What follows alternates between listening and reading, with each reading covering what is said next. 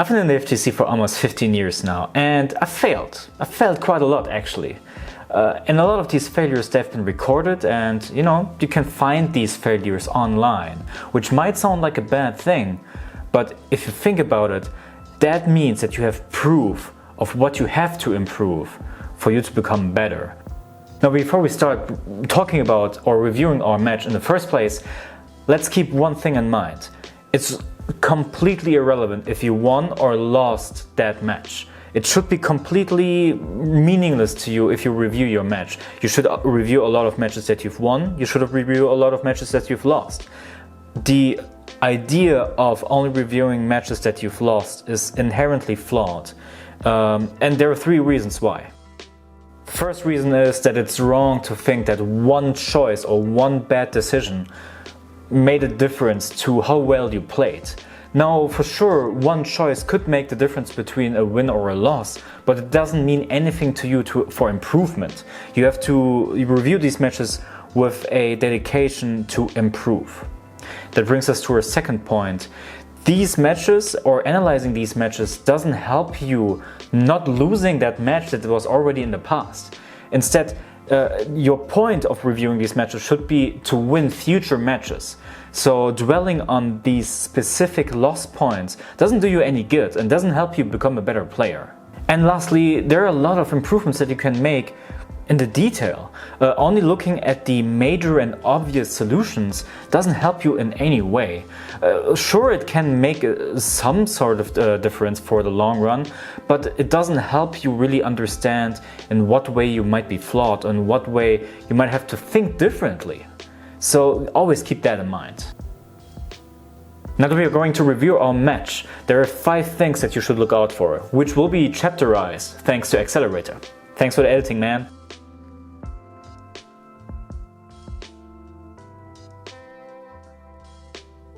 Now, there's one aspect that people naturally go towards when they try to analyze their match, and that is trying to figure out what decisions they did wrong. Now, what I mean with that is, for example, you blocked wrong on O key, or maybe you tried to DP, even though the DP got blocked. Now, dwelling on these decisions isn't really helpful. It doesn't help you in any way. What's more important that you analyze that decision and try to see why you made that decision. Try to figure out all these steps that have led up to that specific option being taken. Now, if you had good reasons to go for that decision, then that's fine. Not every decision that made you lose the game is a bad decision by default or by definition.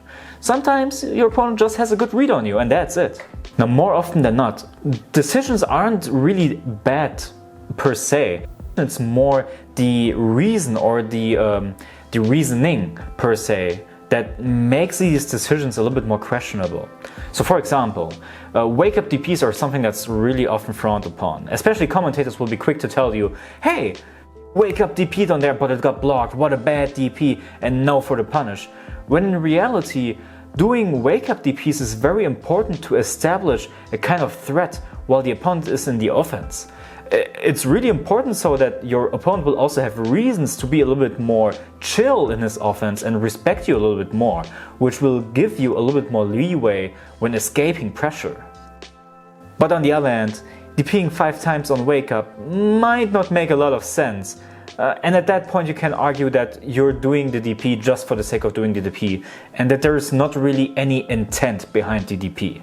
So always ask yourself in the end, why did I go for that decision?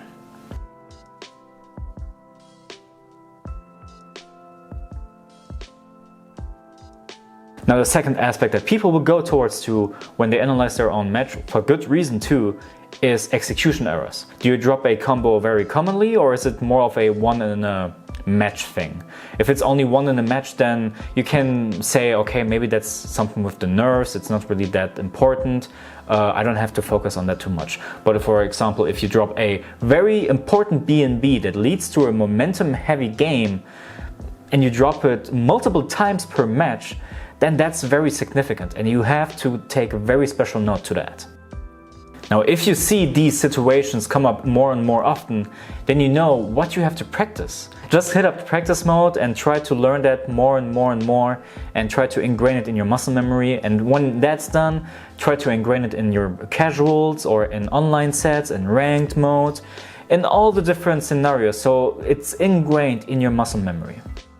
And now on the meta level, if you see that the mistake happening more and more often, as in, for example, you drop a combo every time in every tournament, or maybe always in grand finals, then that's very important knowledge to you. That means that maybe in grand finals or in specific scenarios, you might want to revert to a easier thing. Might it be a B&B, or maybe an easier setup, or maybe an easier whiff punish that is a little bit more reliable, because at the end of the day, being optimal doesn't help you if you suck.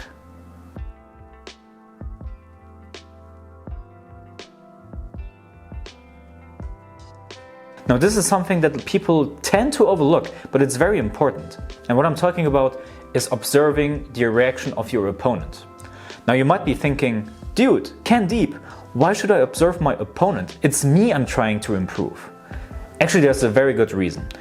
The opponent of that match is a very direct indicator for how you play, because he is the one that found answers to your play. So in that regard, you have to think of it in a different way.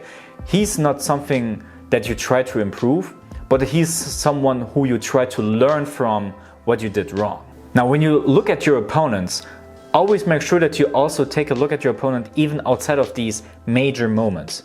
You know what I'm talking about?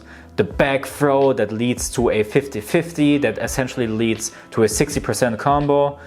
Don't try to look for that one explosive moment, but instead try to observe all the little things. How does he move? How does he bait you?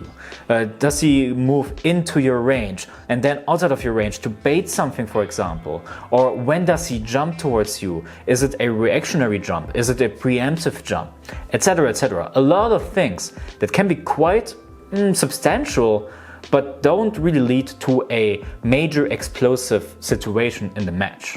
And the great thing about that is, unlike in the match, you have all the time to learn about the behavior of your opponent. You can stop, you can rewind, you can go frame by frame. Take your time. It's really elementary that you take your time and really try to learn how your opponent ticks. And take that time because you got it. It's a replay. There is no stakes anymore. The match is already over, so there's nothing to be worried about. And with all that being said, of course, also try to observe how the opponent specifically reacts to you. So, for example, how long does he take to adapt to your own playstyle? Does he need 3 throws until he actually tries to attack a throw? Or does he need 4? Does he block 2 DPs, or does he only block at the 3rd DP? Etc, etc. Try to figure out the intricate details of their interaction with you.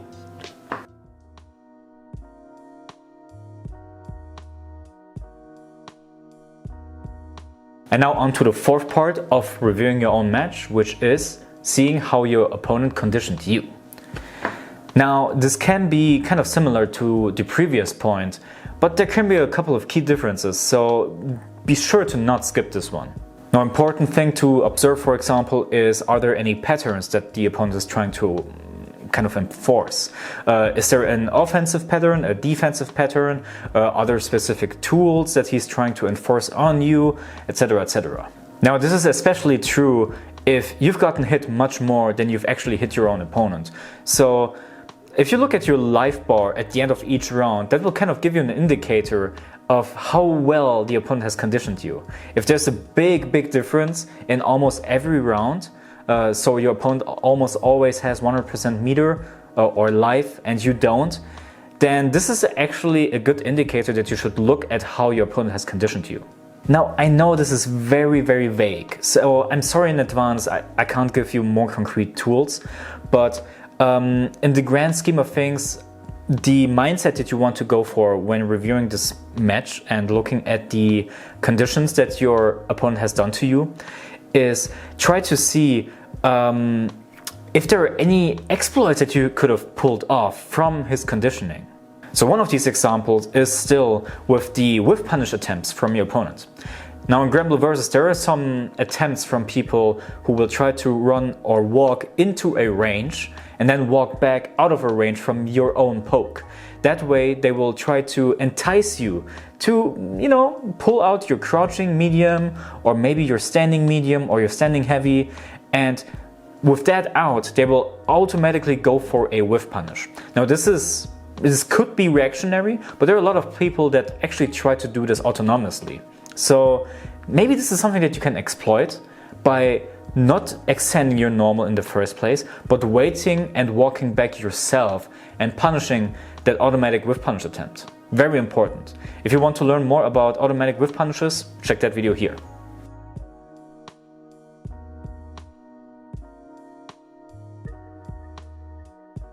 Last but not least, there is one point that every player will face, regardless of what level, and that is being speechless about your opponent. Now, this is something that happens when you fight against a player that knows the matchup way better than you, or someone that is just in general much better than you. The skill difference is so high, you will hit a wall that seems to be unavoidable, and the first instinct is, there's nothing I can do. What am I supposed to do?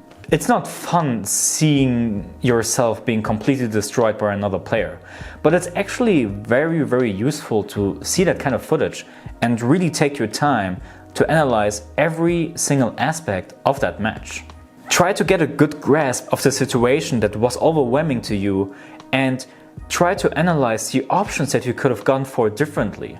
Even if you were panicking, try to analyze and try to perceive each point where your decision might have made a difference. Now, very basic example, let's say you play against Hey Yun and you're losing against Hayabusa kicks on the ground all the time. Now you can go to the practice mode, and actually the practice mode is a big win in this regard, and you can record that kind of pressure yourself as the recording dummy. And when doing that, just try out very different options. There are a lot of things that you can try to go for, and not all of them might make sense, and not all of them might work. But it's important that you just try to figure out where you were hitting a wall and trying to experiment as much as possible so that you at least have a good awareness of what works and what doesn't for the future, of course.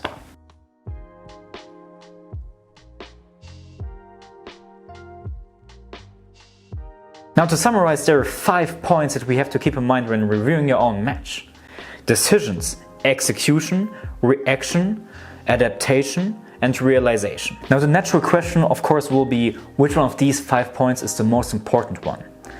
And the truth of the matter is, I can't tell you. It's so contextually dependent. You could almost say it's a philosophical question for each player. Everyone has their own focus and everyone has their own strengths and weaknesses, where the focus might differ. Now, if you're a player who has strong fundamentals, it might make more sense for you to look at when you dropped certain combos. But if you're someone who is a tech monster, execution might not be your problem, so you might need to look less for these things and more for the other aspects. Now, this can also be a very game-dependent question as well, since playing a Guilty Gear X and Core means that you're bound to drop some combos.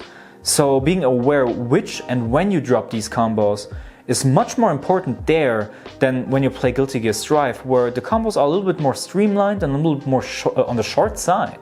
Knowing yourself is very important for your own growth. So don't be too dependent on what other people tell you, and try to figure out yourself what your strengths and weaknesses are. Of course, take feedback, that's not what I'm trying to say, but also try to learn more about yourself, because that will also mean that you will have a better grasp of what you have to improve. And getting to learn yourself is part of getting better. Now, that about wraps it up for this video. Thanks again for tuning in. It's much appreciated that you stick to these videos. You know the drill. If you like the video, give it a like. Consider sharing it on social media and everything. And hope you learned something. And see you the next time.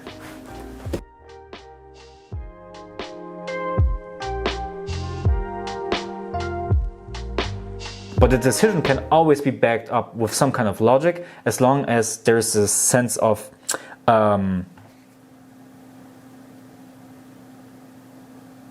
intent to it. That took a long while. You can take this one.